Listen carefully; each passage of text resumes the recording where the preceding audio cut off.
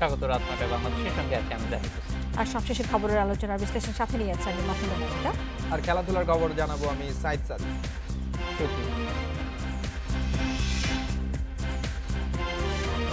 সোহরাওয়ার্দী হাসপাতালে আগুন নিয়ন্ত্রণে কাজ করছে ফায়ার সার্ভিস কর্মীরা, রোগীরা নিরাপদ।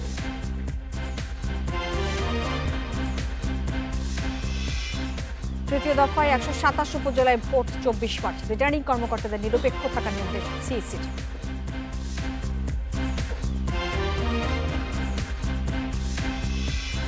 প্রশ্নবিদ্ধ বোলিংয়ে আইসিসির গাইডলাইন অনুসরণ করছে বিসিবি, ঢাকা লিগে ক্যামেরার ব্যবহার।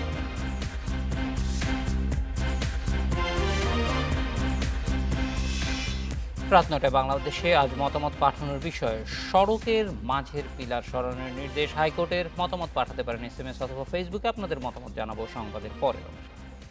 রাজধানীর সোহরাওয়ার্দী মেডিকেল কলেজ হাসপাতালের নতুন ভবনে শিশু ও গাইনি ওয়ার্ডে আগুন লেগেছে। আগুন নিয়ন্ত্রণে কাজ করছে ফায়ার সার্ভিসের ১৬টি ইউনিট। রোগীদের সবাইকে নিরাপদে হাসপাতাল থেকে সরিয়ে নেওয়া হয়েছে বলে জানিয়েছে সংশ্লিষ্টরা। তাদের ঢাকা মেডিকেল সহ বিভিন্ন হাসপাতালে স্থানান্তর করা হয়েছে। সন্ধ্যা ৬টার দিকে হাসপাতালের স্টোর রুম থেকে আগুনের সূত্রপাত হয় বলে জানা গেছে। পরে তা ছড়িয়ে পড়ে নতুন ভবনের শিশু ও গাইনি ওয়ার্ডে। আগুনের ঘটনায় এখনও পর্যন্ত কোনো হতাহতের খবর পাওয়া যায়নি।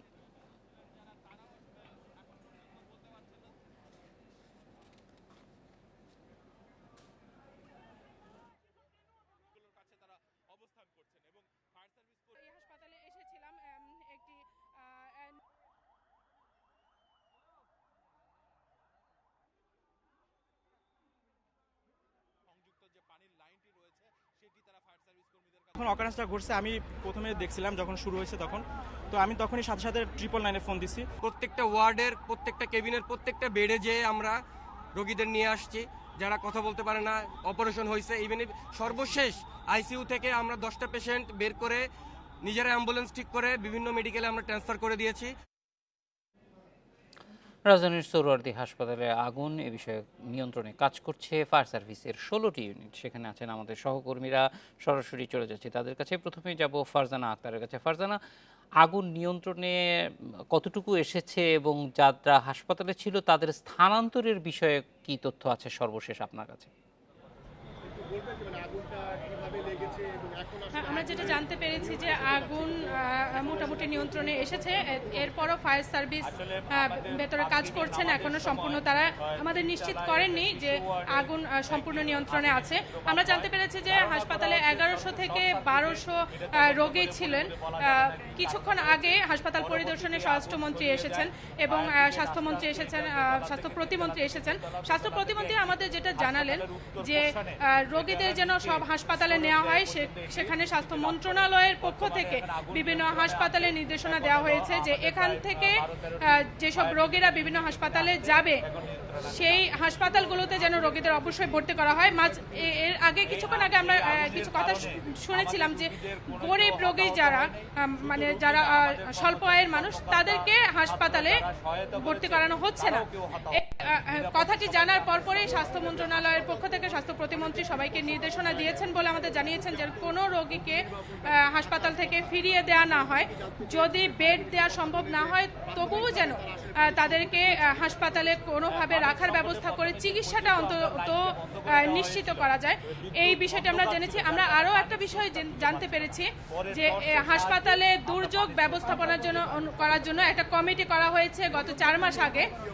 কমিটির 40 জন সদস্য আছেন এবং সব শিক্ষার্থীকেই পাশাপাশি প্রশিক্ষণ দেওয়া হয়েছে যেন তারা এই ধরনের আগুন লাগলে কিভাবে রোগীদের উদ্ধার করবে। আমি স্টুডিও থেকে মাহমুদা মমিতা আছি এবং জাহিদ আমাদের সাথে আছেন। একটু জানতে চাই, আপনি কমিটির কথা বলছিলেন, এই কমিটির কোনো কার্যকারিতা আপনার চোখে পড়েছে কিনা এবং বিশেষভাবে জানতে চাই আইসিইউতে কতজন রোগী ছিল তাদেরকে আসলে স্থানান্তর করা হয়েছে কিনা এবং স্থানান্তর করা হলে তাদেরকে কোন কোন জায়গায় স্থানান্তর করা হয়েছে? 1.5 মাস আগেই তাদেরকে এই ব্যাপারে ট্রেনিং দেওয়া হয়েছে। আমরা জানতে পেরেছিলাম যে আইসিইউতে 10 থেকে 12 জন রোগী ছিলেন, তাদের সবাইকে ঢাকা মেডিকেলে স্থানান্তর করা হয়েছে। আমরা এই বিষয়ে আরো বিস্তারিত জানার জন্য হাসপাতালের পরিচালক আমাদের সাথে আছেন, তার সঙ্গে আমরা একটু কথা বলবো। আমাদেরকে একটু জানাবেন যে হাসপাতালের এই অবস্থায় কতজন রোগী আইসিইউতে ছিলেন এবং তাদেরকে কিভাবে সরানো হয়েছে, কোন কোন হাসপাতালে নেওয়া হয়েছে? ধন্যবাদ। আমাদের আগুন এখন নিয়ন্ত্রণে আছে। আমাদের হাসপাতালে প্রায় 1100 থেকে 1200 রোগী ভর্তি ছিল। তো আমরা যখন আগুনের সূত্রপাত হয় মাগরিবের নামাজের সময় 3য় তলায় শিশু ওয়ার্ডে, তখন আমাদের কর্মচারী, নার্স, আমাদের কর্মকর্তা এবং বিশেষ করে ছাত্ররা সবাই এগিয়ে আসছিল। তাৎক্ষণিকভাবে আমাদের সকল হাসপাতাল ধোঁয়ায় ভরে যায়, যার কারণে সব রোগীগুলিকে নিরাপদে আমরা অতি অল্প সময়ের মধ্যে আমরা হাসপাতাল থেকে বের করে নিয়ে আসতে পারছি। এবং আমরা আমরা বিভিন্ন হাসপাতালে Dhaka medical college, Salimullah medical college, Kurmitola medical college এবং মুগদা মেডিকেল কলেজে তারা প্রস্তুত ছিল। তাদেরকে বিভিন্ন হাসপাতালে আমরা তাদেরকে নিরাপদে রোগীগুলিকে আমরা রেফার করতে পেরেছি। এখনো পর্যন্ত সকালের রোগী তারা যায় নাই, কোনো রেফার হয় নাই। তাদেরকে আমরা পরিস্থিতি ভালো হলে আমরা এখন ইমার্জেন্সি স্কোয়াডের মাধ্যমে তাদেরকে চিকিৎসা দিচ্ছি। আমরা পরিস্থিতি ভালো হোক তাদেরকে আবার ভর্তি করিয়ে আমাদের চিকিৎসা কার্যক্রম আজকে রাত্রেই আমরা শুরু করে দেব। আমরা একটা বিষয় জানতে পেরেছি যে হাসপাতালে দুর্যোগ ব্যবস্থাপনার জন্য হাসপাতালে একটা কমিটি করা হয়েছে, শিক্ষার্থীদের সেখানে প্রশিক্ষণ দেওয়া হয়েছে যে কিভাবে আগুন লাগলে বা অন্য কোনো দুর্যোগ তৈরি হলে হাসপাতালের রোগীদের এবং সার্বিক পরিস্থিতিকে নিয়ন্ত্রণে রাখতে পারে। এই বিষয়ে আমাদেরকে একটু জানাবেন। এটি গত 1.5 মাস আগে ফায়ার ব্রিগেড এবং সরওয়ার্দী হাসপাতালের উদ্যোগে আমরা আগুন লাগলে এটার একটা মহড়া হয়েছে। এই মহড়ায় আমাদের অনেক নার্স, আমাদের কর্মচারী, আমরা চিকিৎসকরা আমরা ট্রেনিং নিয়েছি, যার কারণে আমরা অতি দ্রুত সময়ে আমরা রোগীগুলোকে বের করে নিয়ে আসতে পারছি। এবং এগুলোকে বলা হয়েছে খোলা জায়গায় তাদেরকে রোগীগুলোকে নিয়ে আমরা তাৎক্ষণিকভাবে চিকিৎসা দেওয়া। আমাদের সেই অনুপাতে আমাদের মাঠে সব রোগীগুলোকে আমরা নিয়ে যাই, ওইখানে আমরা যেগুলো রেফার করার কথা আমরা রেফার করেছি, আর যেগুলোকে তাৎক্ষণিকভাবে চিকিৎসা দেওয়া দরকার আমরা চিকিৎসা দিই। সবচেয়ে আনন্দের খবর হলো আমাদের আমরা কোনো রুগী এই পর্যন্ত কোনো হতাহত হয় নাই, আগুনে পড়ে নাই, এবং আমাদের কর্মচারী যারা উদ্ধার করেছে তারাও কেউ হতাহত হয় নাই। আমরা সেফলি নিরাপদে রোগীগুলোকে বিভিন্ন হাসপাতালে আমরা ট্রান্সফার করতে পেরেছি। যে হাসপাতালগুলোতে নেওয়া হয়েছে আমরা জানতে পেরেছিলাম যে কিছু রোগী এবং স্বজনরা বলছিলেন যে যারা একটু স্বল্প আয়ে তাদেরকে বিভিন্ন হাসপাতাল রাখতে যাচ্ছে না, তারা বারবার বলছে যে আমাদের এখানে আর জায়গায় নেই। এই ব্যবস্থাটা আসলে কোনোভাবে সমন্বয় করার জন্য আপনারা প্রশাসনের পক্ষ থেকে কোনো উদ্যোগ নিয়েছেন কিনা? এরকম কোনো হাসপাতালে হয়নি। একটি হাসপাতালে শুধু হয়েছে নিউরো সায়েন্স হাসপাতাল, যেখানে হলো রুগীর বেডের বাইরে ভর্তি নেওয়া হয় না।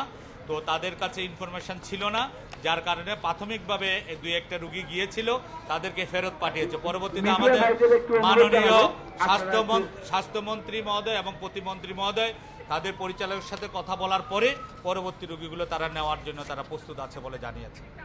আমরা আরো একটা বিষয় দেখেছিলাম যে অনেকগুলো অ্যাম্বুলেন্স এখানে আসছে।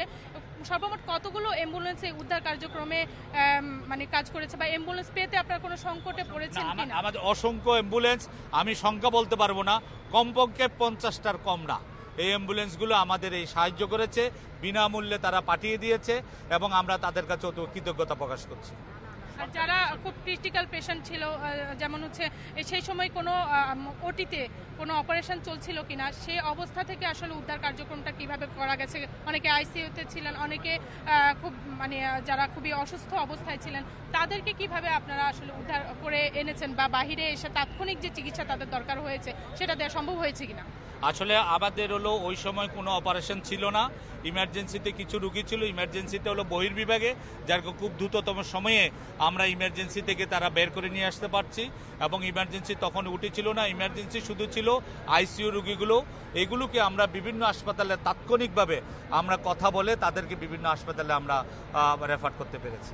আর একটা বিষয় জানতে চাইবো যে রাজনৈতিক সংগঠন আমরা অনেককে দেখেছি, রাজনৈতিক নেতাদের দেখেছি, কর্মীদের দেখেছি, তাদের এবং পুলিশ প্রশাসন, আইনশৃঙ্খলা বাহিনীর পক্ষ থেকে আপনারা আসলে পর্যাপ্ত সহযোগিতা তাৎক্ষণিক পেয়েছেন কিনা? আমরা অত্যন্ত ধন্যবাদ জানাই আমাদের মাননীয় স্বাস্থ্যমন্ত্রী মহোদয়, মাননীয় স্বাস্থ্য প্রতিমন্ত্রী মহোদয়, স্বরাষ্ট্রমন্ত্রী মহোদয় তাৎক্ষণিকভাবে তারা এখানে আসছেন। আমাদের মেয়র পদপ্রার্থী উনি আসছেন, আমাদের মুখ্য সমন্বয়ক মাননীয় প্রধানমন্ত্রীর উনি আসছেন, এবং হলো মাননীয় প্রধানমন্ত্রীর সচিব, স্বাস্থ্য সচিব, প্রশাসনের যা এবং আমাদের পুলিশ প্রশাসন এবং ফায়ার ব্রিগেডের ডিজি সহ তাৎক্ষণিকভাবে সকল প্রশাসনের লোকজন আমাদের সহায়তা প্রদান করেছে, যার কারণেই সম্ভব হয়েছে অতি অল্প সময়ের মধ্যে আমরা এরকম একটি অগ্নিকাণ্ডকে আমরা নির্বাপন করতে আমরা সম্ভব হয়েছে। এই জন্য সকলের কাছে আমরা কৃতজ্ঞ এবং ধন্যবাদ জানাচ্ছি। যেমনটি জানতে পেরেছিলেন যে হাসপাতালের পরিচালক আমাদেরকে জানিয়েছিলেন যে এ পর্যন্ত কোনো হতাহতের ঘটনা ঘটেনি এবং সহযোগিতা তিনি সব দিক থেকেই পেয়েছেন। জি ফারজানা, সহযোগিতার কথা বলছিলেন এবং এখন আপনার যেই জায়গায় আছেন সেখানে আর কোনো রোগী আছে কিনা, তাদেরকে স্থানান্তরের প্রক্রিয়া এখনো পর্যন্ত চলমান আছে কিনা? যে এখনো পর্যন্ত মানে হাসপাতালের বেশ কিছু রোগী আছেন যাদেরকে স্থানান্তরের প্রক্রিয়া চলছে, যারা সংকটাপন্ন অবস্থায় ছিলেন না, যারা মোটামুটি সুস্থতার দিকে যাচ্ছিলেন, এই ধরনের রোগী যাদেরকে প্রথম দিকে স্থানান্তরের জন্য নেওয়া হয়নি, এই যে তাদেরকে আমরা দেখছি যে এখন তাদেরকে পর্যায়ক্রমে নেওয়া হচ্ছে। বেশ কিছু অ্যাম্বুলেন্স এখনো এসে তাদেরকে হাসপাতালে নেয়ার কাজগুলো করছেন, কিন্তু সেই সংখ্যাটা খুব বেশি নয়। আমরা আশপাশে দেখেছি যে সংকটাপন্ন রোগী এবং বেশিরভাগ রোগীকেই আসলে স্থানান্তর করা হয়েছে। যে অল্প যে কিছু রোগী ছিল তাদেরকে এখন স্থানান্তরের কাজ চলছে। ফারজানা, প্রায় 1200 রোগী স্থানান্তর করা, এটা বলা যায় যে একটা বিরাট কাজ, বিশেষ করে এই বৃহস্পতিবারের সন্ধ্যায় যখন মানে যানজট সারা ঢাকা শহরে জট পেকে আছে, সেইখানে এটা করা অবশ্যই সমন্বিত উদ্যোগের ফলে এটা সম্ভব হয়েছে। এই মুহূর্তে এই এলাকা এবং আশেপাশের যে এলাকাগুলি আছে সেগুলির ট্রাফিকের অবস্থা কি? যেই হাসপাতাল অভিমুখে যেই অ্যাম্বুলেন্সগুলি আসছেন তারা কতটা নির্বিঘ্নে আসতে পারছেন? আমরা এই হাসপাতালের যে প্রধান ফটক তারপর পরেই আমরা হচ্ছে দুটো রাস্তার মাঝখানে যে কাটা অংশ আছে সেই অংশটাকে ট্রাফিক পুলিশরা পুরোপুরি স্বাভাবিক চলাচলের জন্য ফ্রি রাখছেন। যখনই কোনো অ্যাম্বুলেন্স বেরোচ্ছে বা যখনই কোনো অ্যাম্বুলেন্স আসছে তখনই হচ্ছে দুপাশে রাস্তা আটকে তাদেরকে অ্যাম্বুলেন্সগুলোকে স্বাভাবিক চলাচলের সুযোগ করে দেওয়া হচ্ছে। এ বিষয়ে ট্রাফিক বিভাগকে আমরা দেখেছি খুব তারা সহযোগিতা করছেন এবং খুব আন্তরিকভাবে সহযোগিতা করছেন। এবং এই সময় যে যানজটগুলো হাসপাতালের সামনে তৈরি হয়েছে, দুটো রাস্তা আপনি জেনে থাকবেন যেটা অনেক ব্যস্ততম একটি রাস্তা, তো এই রাস্তাতে যে দুর্ভোগে জনসাধারণ পড়েছেন তা নিয়ে মানুষকে কোনো অস্বস্তি প্রকাশ, বিরক্ত হতে আমরা দেখিনি। সবাই আসলে এই আন্তরিকভাবে চেষ্টা করে যাচ্ছেন যেন এখানে সব রোগীরা সব ধরনের ফারজানা, আপনার কাছে আরেকটি বিষয় জানতে চাই। আপনি বলছিলেন যে সার্বিক ট্রাফিক যে ব্যবস্থা সেটির কথা বলছিলেন। আমরা জানি যে কোনো দুর্ঘটনায় মানুষের যে একটি ভিড় হয় সেটি সামাল দিতে আসলে আইন শৃঙ্খলা বাহিনীকে অনেক বেগ পেতে হয়। এখানে আজকে জনগণ সহযোগিতা করেছেন, সেটি আমরা খুব স্বতঃস্ফূর্ততে দেখেছি। পাশাপাশি জানতে চাইবো এর পাশাপাশি কোনো বিড়ম্বনা আপনার চোখে পড়েছে কিনা এবং সেটি আসলে আইন শৃঙ্খলা বাহিনী কিভাবে তত্ত্বাবধান করছে? যত কর্মচারী যারা আছে সবাই দৃষ্টি আকর্ষণ করতেছে। এখানে ভিড় যেটা হচ্ছে যে কিছুক্ষণ পর পর রাজনৈতিক ব্যক্তিরা আসছেন, সেই সময় একটা হট্টগোল তৈরি হচ্ছে, ভিড় তৈরি হচ্ছে। স্বরাষ্ট্রমন্ত্রী যখন এসেছেন, আমরা দেখেছি স্বাস্থ্য প্রতিমন্ত্রী যখন এসেছেন, তখন অনাকাঙ্ক্ষিতভাবে ভিড়ের তৈরি হয়েছে। এই অবস্থা থেকে আসলে মন্ত্রীদেরকেই আমরা দেখেছি যে দ্রুত তারা পরিদর্শন শেষে হাসপাতালের যে ব্যবস্থাপক আছেন বা পরিচালক আছেন তাদের সঙ্গে কথা বলে তারা হচ্ছে দ্রুত গাড়িতে উঠে চলে গেছেন। যে এই অনাকাঙ্ক্ষিত ভিড়ের কারণে এখানে সাময়িকভাবে একটা অসুবিধার সৃষ্টি হয়েছিল অ্যাম্বুলেন্স চলাচলে। তখনই হাসপাতাল কর্তৃপক্ষ থেকে মাইকিং এর ব্যবস্থা করা হয়। মাইকিং করে বারবার বলা হচ্ছিল যে মিডিয়া লোকজন কাজ করার জন্য যেন কোনো সমস্যা তৈরি না হয়, এবং রাজনৈতিক ব্যক্তিদের উদ্দেশ্য বারবার হাসপাতাল থেকে বলা হচ্ছিল, মাইকিং করে বলা হচ্ছিল যে আপনারা সহযোগিতা করেন, আমরা অ্যাম্বুলেন্সগুলোতে করে রোগী যেন স্বাভাবিকভাবে নিয়ে যেতে পারি, অনাকাঙ্ক্ষিত ভিড় বাড়াবেন না। তখন আমরা দেখেছি আইন শৃঙ্খলা বাহিনীও তৎপর হয়েছেন যে রাজনৈতিক ব্যক্তিদের আসার কারণে বা অন্যান্য উৎসুক জনতার যে উৎসুক ভিড় সেটা যেন তৈরি না হয়, সেই বিষয়ে তাদেরকেও আমরা সজাগ থাকতে দেখেছি। তারপরেও এইসব জায়গায় যা হয় জনগণের যে উৎসুক ভিড়টা এটা আসলে কাটানো যায় না। আরেকটি বিষয় জানতে চাই আপনার কাছে, আপনি রোগীদের যারা রয়েছেন এই ভিড়ের মধ্যে তাদের ঠিক কোন জায়গাটিতে রাখা হয়েছে এবং তারা কতটা নির্বিঘ্নে সেখানে আছেন?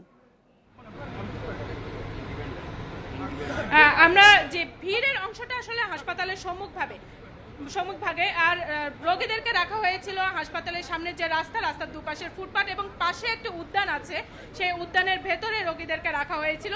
সেখান থেকে হাসপাতালের কর্মচারীরা, হাসপাতালের নার্সরা, শিক্ষার্থীরা এবং ডাক্তাররা ধরাধরি করে ফায়ার ব্রিগেডের লোকজনদের সহযোগিতায় অ্যাম্বুলেন্সে করে তুলে দিয়ে নিরাপদে সরিয়ে নিয়ে যাওয়ার ব্যবস্থা করেছেন। ওই অংশটুকুতে ভিড় আমরা দেখিনি, ওই অংশটুকুতে ভিড় করার সুযোগ আসলে দেয়নি আইন শৃঙ্খলা বাহিনী। ফারজানা, আপনি আমাদের সাথেই থাকুন। আমরা আমাদের সহকর্মী শিমুল সালাউদ্দিনের কাছে যাচ্ছি, তিনি ঢাকা মেডিকেলে রয়েছেন। শিমুল, আপনি নিশ্চয়ই আমাকে শুনতে পাচ্ছেন। আপনার কাছে জানতে চাইবো, যে সমস্ত রোগীকে, অর্থাৎ কি পরিমাণ রোগীকে ঢাকা মেডিকেলে সরিয়ে নেওয়া হচ্ছে সেটির সংখ্যা আপনি জানতে পেরেছেন কিনা? তাদের মধ্যে আইসিইউতে কতজনকে পাঠানো হয়েছে এবং যারা সার্বিক রোগী সেটির সংখ্যা কত এবং তাদের পরিস্থিতি এখন কি? তুমি সোজা থাকো।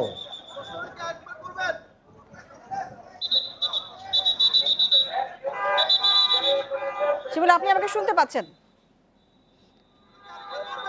সহকর্মী ফারজানা, আপনি আমাদের সাথে থাকুন। এবং সহকর্মী শিমুল, আপনার কাছ থেকে যেটি জানতে চাইছি যে ঢাকা মেডিকেলে কতজন রোগীকে সরানো হয়েছে সরওয়ার্দী থেকে এবং সেখানে আইসিইউর কতজন রোগী ছিল এবং তাদের তত্ত্বাবধান কিভাবে করা হয়েছে?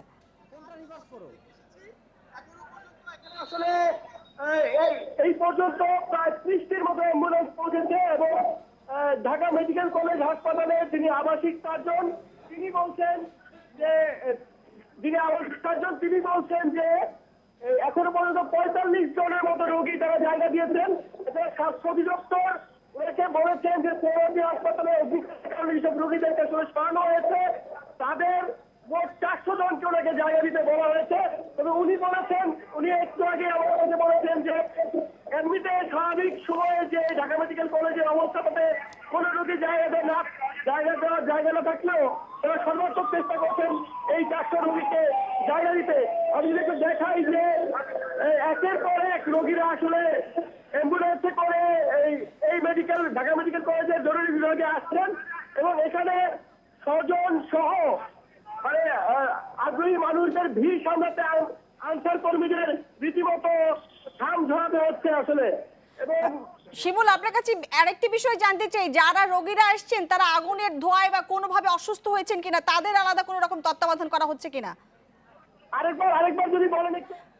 আমি আপনাকে শুনতে পাচ্ছি শিমুল, যেটি জানতে চাইছি যারা রোগী আসছেন তারা আগুনের ধোঁয়ায় কি অসুস্থ হয়েছেন কিনা বা অসুস্থ যারা হয়েছেন তাদেরকে আসলে কিভাবে সেখানে তত্ত্বাবধান করা হচ্ছে?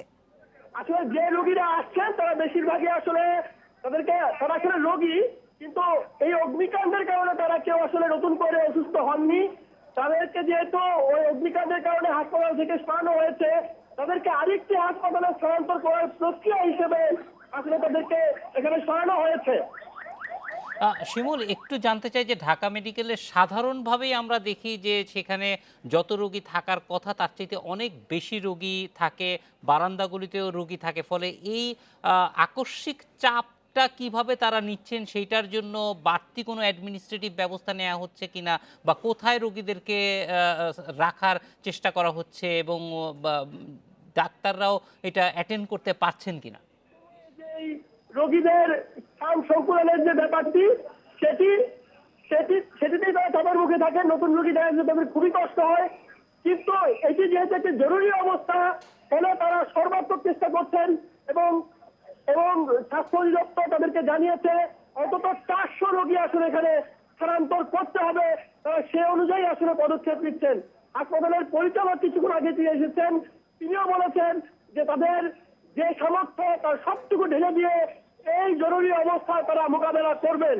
জাহিদ।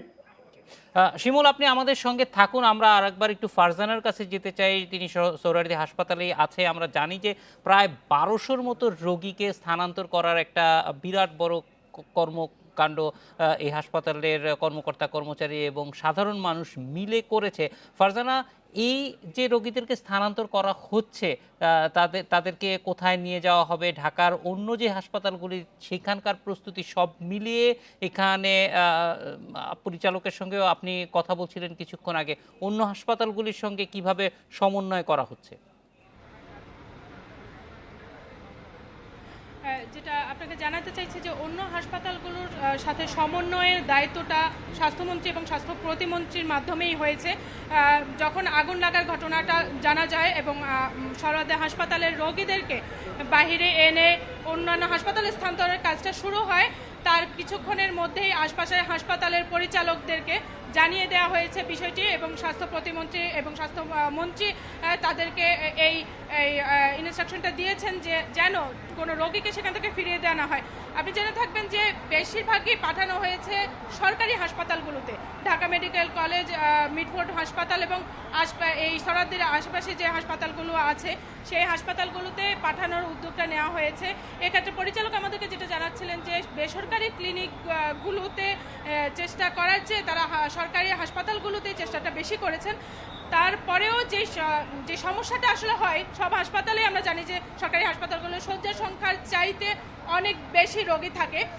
তারপরে এই সব ধরনের দুর্যোগের সময় যে পরিস্থিতিটা তৈরি হয়, সবাই আন্তরিকভাবে চেষ্টা করেন যে হাসপাতালের মেঝেতে হোক, হাসপাতালের বারান্দায় হোক, যে কোনোভাবেই রোগীদেরকে অন্তত আশ্রয়টুকু দিয়ে অন্তত প্রাথমিক চিকিৎসাটুকু নিশ্চিত করা। এই ক্ষেত্রে আইসিইউ রোগীদের উপর বেশি না। আমি আপনাকে একটু কথা বলতে চাইবো যে আইনশৃঙ্খলা বাহিনীর যে সহায়তার কথা আপনাদেরকে আমি বারবার জানাচ্ছিলাম, সেই আইনশৃঙ্খলা বাহিনী আসলে কিভাবে তাদের সমন্বয়টা করেছেন এই বিষয়ে কথা বলতে আমরা এই জন্য ডিসি আছেন আমাদের সঙ্গে, আমরা তার সঙ্গে একটু কথা বলতে চাই। যে আমাদেরকে একটু জানাবেন যে এই যে বিশাল একটা কর্মযজ্ঞ, এখানে 1200 রোগী, তাদেরকে নিরাপদে স্থানান্তর করাটা একটা অনেক বড় চ্যালেঞ্জ ছিল। এই বিষয়টা আমরা প্রথম থেকে দেখেছি যে এখানে পুলিশ প্রশাসন আন্তরিকভাবে কাজ করছে, তারপরেও অনেক অনাকাঙ্ক্ষিত পরিস্থিতির সম্মুখীন হয়তো হচ্ছে। এই বিষয়ে আসলে আপনারা কিভাবে সমন্বয়টা করেছেন? দেখুন, এটা একটি দুর্যোগময় পরিস্থিতি। দুর্যোগময় পরিস্থিতিতে আমরা ফায়ার ব্রিগেডের সঙ্গে এবং এই হসপিটালের যারা ডাক্তার, কর্মকর্তা, কর্মচারী, ছাত্র যারা ছিল সকলের সঙ্গে আমরা এক ধরনের সমন্বয় তাৎক্ষণিকভাবে সৃষ্টি করেছি এবং আমাদের পুলিশ প্রশাসনের সহায়তায় এই হসপিটালের অন্যান্য কর্মকর্তা, কর্মচারী, ডাক্তারবৃন্দ আমাদেরকে সহায়তা করেছেন। আমরা প্রথমে আইসিইউতে যে রোগীগুলি ছিল একটু ক্রিটিক্যাল অবস্থায়, তাদেরকে আমরা বের করে এনেছি, বেড সহ আমরা বের করে নিয়ে এসেছি। পরবর্তী পর্যায়ে সাধারণ ওয়ার্ডে যে রোগীগুলি ছিল তাদেরকেও আমরা বের করে নিয়েছি। এখানে সকলের একটা সমবেত প্রচেষ্টা ছিল। এখানে ডাক্তার, কর্মকর্তা, কর্মচারী, মেডিকেল কলেজের ছাত্র সকলের সমবেত প্রচেষ্টা আমরা বের করে নিয়ে এসেছি এবং আমরা যে মাঠটি দেখতে পাচ্ছেন সেই মাঠে এনে জড়ো করেছি এবং আশপাশের সমস্ত হসপিটালগুলোতে আমরা খবর দিয়েছি। তাদের সমস্ত অ্যাম্বুলেন্সগুলিকে তারা পাঠিয়ে দিয়েছে এবং অ্যাম্বুলেন্সগুলির মাধ্যমে আমরা আশপাশের হসপিটালগুলি সহ, ক্লিনিকগুলি সহ সরকারি যে সকল হসপিটালগুলি রয়েছে সবগুলিতে আমরা পাঠিয়ে দিয়েছি।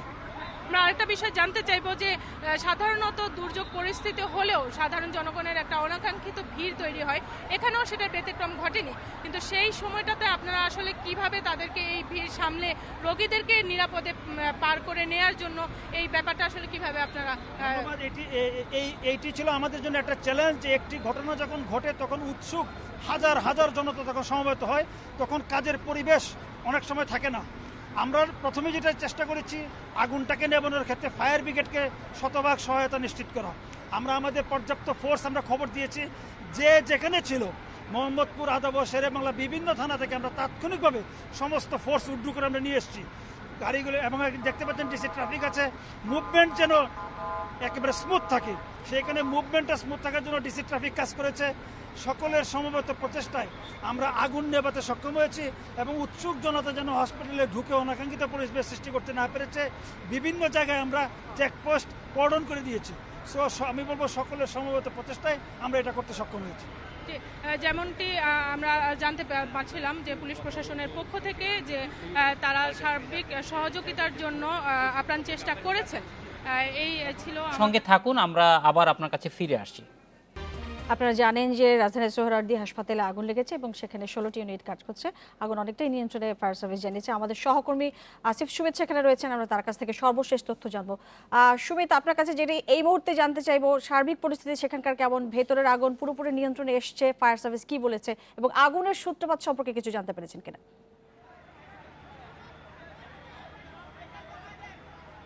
তো ফায়ার সার্ভিসের এখানে 18টি ইউনিট এখন কাজ করছে এবং প্রত্যেকটা ইউনিটই কিন্তু সরাসরি আগুন নিয়ন্ত্রণ বা আগুন নির্বাপনের কাজে তারা তৎপরতার সঙ্গেই কাজ করে চলেছে। সন্ধ্যা 6:30টায় যে আগুনের সূত্রপাত হয় সেটি এখন পর্যন্ত পুরোপুরি নিয়ন্ত্রণে আসেনি। ফায়ার সার্ভিসের পক্ষ থেকে কিন্তু এমনটাই বলা হয়েছে, যে কারণে কিন্তু পর্যায়ক্রমে 6:30টায় প্রথমে 9 ইউনিট, পরবর্তীতে 11 ইউনিট, পরবর্তীতে 16 এবং এখন 18টি ইউনিট কাজে তৎপর রয়েছে। অর্থাৎ এই আগুন যেটি জ্বলছিল সেখানে এখন ফায়ার সার্ভিসের কর্মীরা একেবারেই সূত্র যে জায়গাটিতে, সেখানে এখনও সরাসরি মানে তারা সে জায়গাটিতে পৌঁছাননি। সে জায়গাটিতে মূলত পৌঁছানোর পরে তারা আগুনের যে জায়গা থেকে সূত্র হয়েছে বা যে কারণে আগুনটি লেগেছে প্রাথমিকভাবে তারা এই সকল বিষয়গুলো অনুসন্ধান করবেন।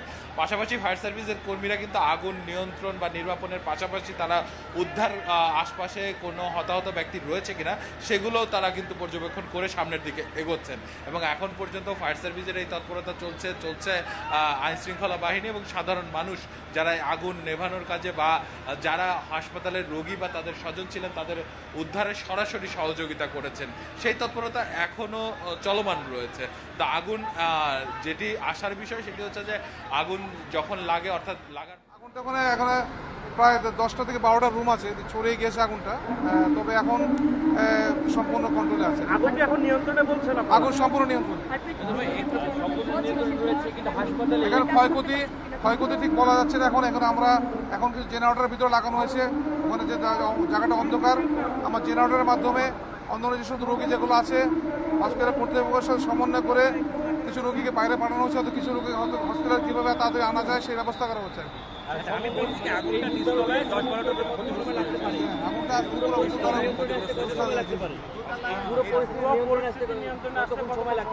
পরিস্থিতি সম্পূর্ণ নিয়ন্ত্রণে, কোনো অসুবিধা নেই। এখন আমাদের মেন চ্যালেঞ্জগুলো হচ্ছে, যেহেতু অনেক রোগী আছে, রোগীকে বিভিন্ন হসপিটালে নেওয়া হয়েছে, সেটা আমরা স্বাস্থ্য মন্ত্রণালয় যারা আছে এখানে ডিজি হেলথ এবং হসপিটাল কর্তৃপক্ষ তারা খুবই আপ্রাণ চেষ্টা করছে কোনো রোগীর যেন কোনো অসুবিধা না হয়। বিভিন্ন জায়গায় তারা কোঅর্ডিনেশন করে হসপিটালে অন্যান্য হসপিটালকে পাঠানো হচ্ছে।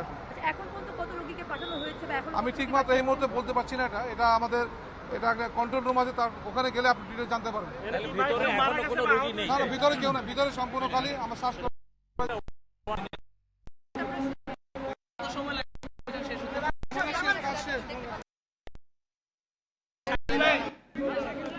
সুমিতা, আমরা আপনার সাথে কথা বলতেই ফায়ার সার্ভিসের ডিজি তিনি বক্তব্য রাখছিলেন এবং তিনি আপডেট দিয়েছেন যে আগুন পুরোপুরি নিয়ন্ত্রণে তিনি জানিয়েছেন এবং সার্বিক যে ব্যবস্থাপনা রোগী আসলে যারা রয়েছেন তাদেরকে পাঠানোর একটি চ্যালেঞ্জের কথা তিনি বলেছেন, সেটি তত্ত্বাবধান করা এখন কঠিন বলে আপনি সার্বিকভাবে পরিস্থিতি বলছিলেন আমাদের।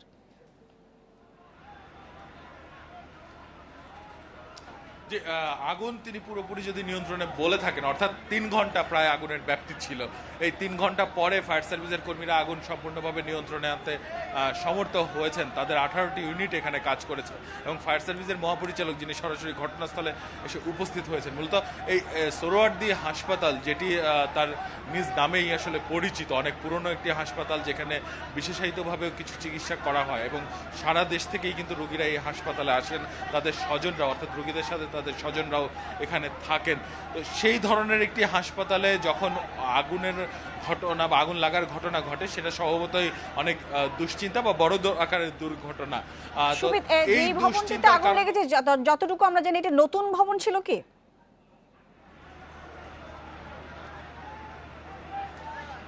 এই ভবনটি মূলত পুরনো ভবন, যেটি পুরনো ভবন 3 তলা পর্যন্ত ছিল এবং উপরে আরো 3টি তলার বর্ধিত অংশের কাজ চলছিল।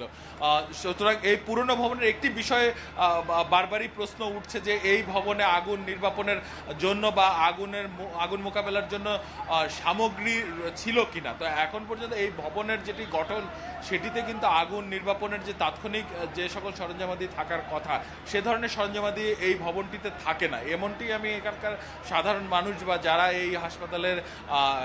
সুমিতা, আপনি আমাদের সাথেই থাকুন, আমাদের সহকর্মী ফারজানা আমাদের সাথে যুক্ত হয়েছেন। ফারজানা, আপনার কাছে যেটা জানতে চাই, ফায়ার ব্রিগেডের ডিজি তিনি আপনাদের ব্রিফ করছিলেন এবং সার্বিকভাবে তিনি কি বলেছেন?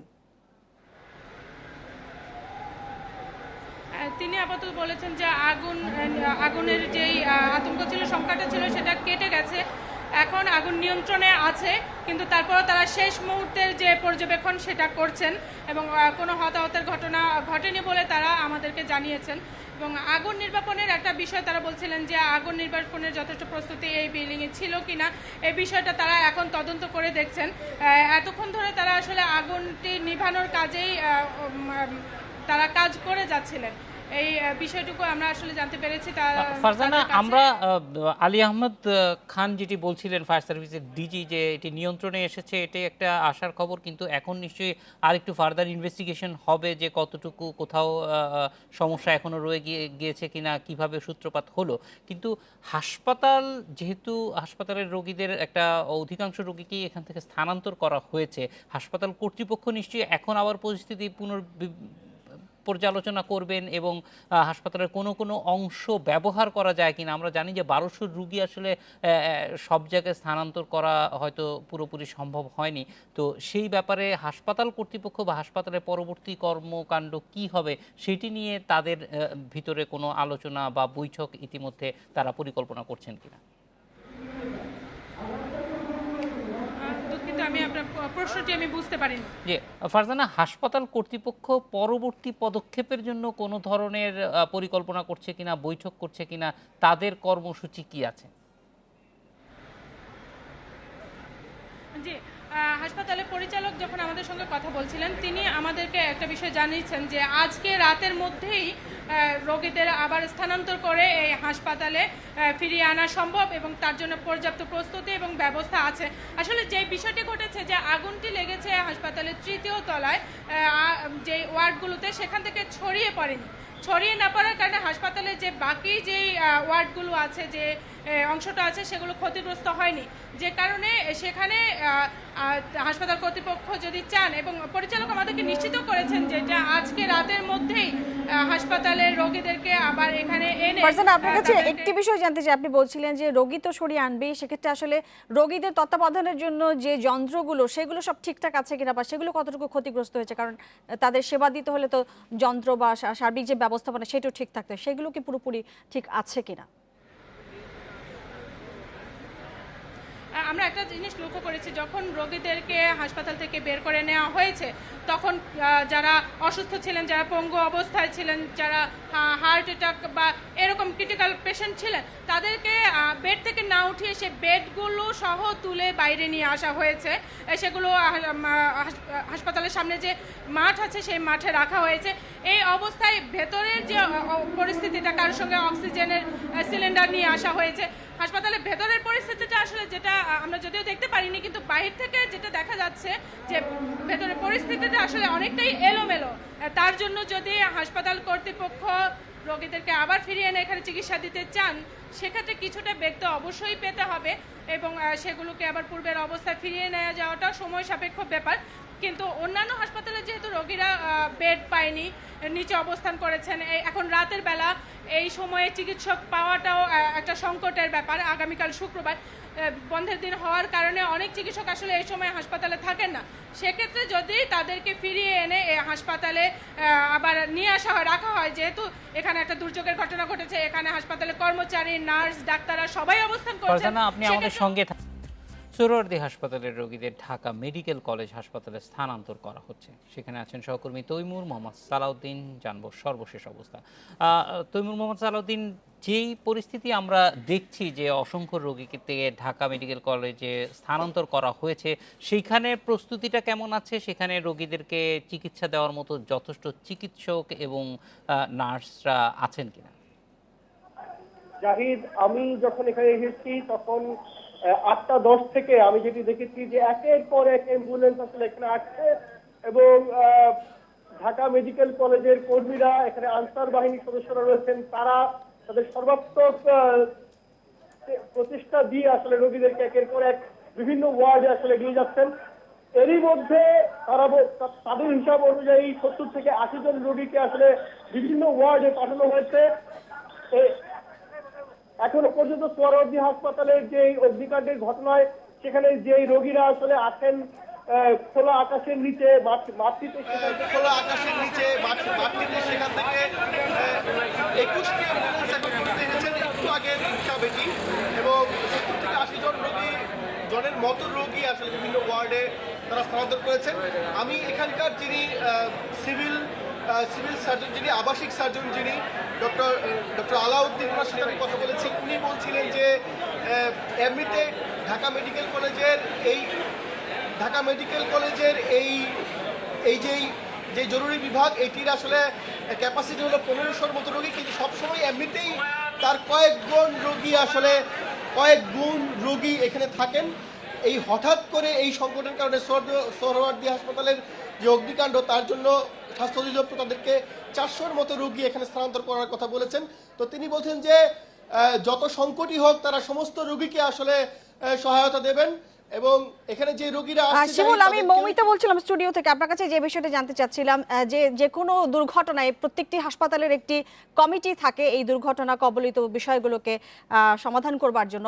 সে ধরনের কোনো কমিটি ঢাকা মেডিকেলে আছে কিনা এবং তারা আসলে থেকে থাকলে তারা কিভাবে সেটা তত্ত্বাবধান করছেন? মমিতা, ঘটনাটি খুবই স্পন্টেনিয়াস ভাবে একটু আগেই কিন্তু ঘটেছে। মাত্র 6টার দিকে আগুন লাগে এবং 7টা সাড়ে 7টা থেকে কিন্তু স্থানান্তরের কাজটি হচ্ছে। আপনি যে প্রশ্নটি করেছেন এই প্রশ্নটি আমরা আসলে হাসপাতালের যিনি পরিচালক, যিনি কিছুক্ষণ আগে পরিদর্শনে এসেছেন, তাকে আমরা করেছিলাম। তিনি বলেছেন যে দেখুন এখন এই মুহূর্তে যেই সংকট সেটি আগে সমাধান করতে হবে। সেটি হাসপাতালে যে স্বাভাবিক লোকবল আছে, স্বাভাবিক যেই মানুষেরা এখানে কাজ করেন, তারা আসলে সামাল দেওয়ার চেষ্টা করছেন এবং একের পর এক যেহেতু রোগীরা আসছেন এবং সেখানেও একটি প্রস্তুতির ব্যাপার আছে, যেখান থেকে আসছেন সেখানেও গাড়ি ঠিক করার ব্যাপার আছে। তারা আসলে এটি পরিচালক ধারণা করছেন যে রাত অন্তত 12টা বাজতে পারে এই যেই 400 রোগীর কথা স্বাস্থ্য অধিদপ্তর ঢাকা মেডিকেল কলেজের জরুরি বিভাগকে বলেছে সবাইকে স্থানান্তর করতে। মৌমিতা, শিমুল, আপনি যেটি বলছিলেন যে ঠিক কত রোগী তারা নিতে পারবেন, কারণ আপনি জানেন যে সোহরাওয়ার্দীতে প্রায় 1100 থেকে 1200 রোগীর মতো বিভিন্ন জায়গায় স্থানান্তর, ঢাকা মেডিকেল আসলে কত রোগী তারা নেবেন? ঢাকা মেডিকেল কলেজকে স্বাস্থ্য অধিদপ্তর 400 জন রোগীকে জায়গা দিতে বলেছে। মৌমিতা, তাদের সবাইকে ঢাকা মেডিকেল কলেজ বিভিন্ন ওয়ার্ডে সেবা দেবে, সেটি পরিষ্কার করেছেন এখানকার যে আবাসিক সার্জন তিনি।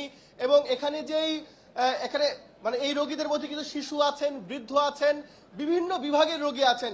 বিভাগ ওয়ারি তাদেরকে আসলে বিভিন্ন ওয়ার্ডে পাঠানো হচ্ছে। মৌমিতা, শিমুল, আপনি আমাদের সাথেই থাকুন। রাজধানীর সোহরাওয়ার্দী হাসপাতালে আগুন নিয়ন্ত্রণে এনেছে ফায়ার সার্ভিস। সেখানে আছেন সহকর্মী আসিফ জামান সুমিত, তার কাছে সর্বশেষ পরিস্থিতি জানতে চাই। সুমিত, আগুন নিয়ন্ত্রণে এসেছে কিন্তু পুরোপুরি আগুনের উৎস, আগুনের ছড়িয়ে যাওয়ার আর কোনো সম্ভাবনা, সবকিছু খতিয়ে দেখার জন্য আমরা জানি যে ফায়ার সার্ভিসের কর্মীরা সেখানে আছেন, সাধারণ মানুষও তাদের সঙ্গে সম্পৃক্ত হয়েছেন। এই তৎপরতার সর্বশেষ কি তথ্য আছে আপনার কাছে?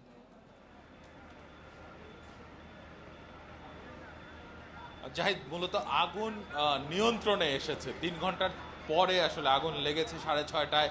9:30টার দিকে ফায়ার সার্ভিসের ডিজি জানালেন যে আগুন নিয়ন্ত্রণে এসেছে। নিয়ন্ত্রণ এবং নির্বাপন দুটি কিন্তু ভিন্ন অর্থ এবং ফায়ার সার্ভিসও কিন্তু ভিন্ন অর্থেই বিষয়টি বলে থাকে। নিয়ন্ত্রণ অর্থ আগুন আর ছড়িয়ে পড়ছে না, আগুন যে জায়গাটিতে রয়েছে সেখান থেকে আর তাকে ধীরে ধীরে কমিয়ে নেওয়া সম্ভব হয়েছে, কিন্তু নির্বাপন অর্থ সম্পূর্ণভাবে নির্মূল করে ফেলা হয়েছে সেটি কিন্তু এখন পর্যন্ত ফায়ার সার্ভিসের পক্ষ থেকে ঘোষণা আসেনি এবং সে কারণেই কিন্তু ফায়ার কর্মীরা এখনও কাজ করে যাচ্ছেন। ফায়ারের কর্মীরা এখন পর্যন্ত আমরা দেখতে পাচ্ছি তাদের যে ফায়ার ইঞ্জিনগুলো রয়েছে, অর্থাৎ যেগুলো দিয়ে তারা পানি এনে আগুন যে জায়গাতে লাগে সেখানে কাজে লাগিয়ে থাকে, সে জায়গাগুলোতে কিন্তু কার্যক্রম তাদের চলমান রয়েছে। তবে যেটি আসার বিষয় এখন পর্যন্ত যে নিয়ন্ত্রণ অর্থ, আক্ষরিক অর্থে যে ফায়ার সার্ভিসের কর্মীরা যেসব জায়গাতে, যেসব ফ্লোরগুলোতে আগুন লেগেছিল তারা এখন সেসব জায়গাগুলোতে প্রবেশ করেছেন, বেশ কিছুটা ভেতরে চলে গিয়েছেন এবং তারা যে জায়গা থেকে আগুনের সূত্রপাত সে জায়গাটিতে পৌঁছানোর চেষ্টা করছেন। মূলত এই জায়গাটিতে অর্থাৎ সূত্র পর্যন্ত তারা যেতে পারলে তারা মূলত এই আগুন নির্বাপনের বিষয়টি ঘোষণা দিয়ে থাকেন এবং সেটি তারা খুব দ্রুতই করে ফেলবেন বলে আশা করা যাচ্ছে। এখানে ফায়ার সার্ভিসের যে সকল কর্মীরা কাজ করছেন তারাও তেমনটি বলছেন। মূলত তারা খুব দ্রুতই এই আগুনের যেখানে সূত্রপাত সেখানে তারা পৌঁছতে পারবেন। আসিফ জামান, আমাদের সঙ্গে থাকার জন্য ধন্যবাদ, আপনি তথ্য সংগ্রহ করতে থাকুন। সড়কের মাঝের পিলার সরানোর নির্দেশ নিয়ে এবং শফিক তিনি বলছেন রাস্তা থেকে পিলার সরালে দুর্ঘটনা কমবে। জালাল বলছেন হাইকোর্টের এমন নির্দেশকে স্বাগত জানাই। রায়হান বলেছেন সঠিক স্থানে পিলার স্থাপন করলে এখন সরানো লাগতো না। এই ছিল রাত 9টায় বাংলাদেশ।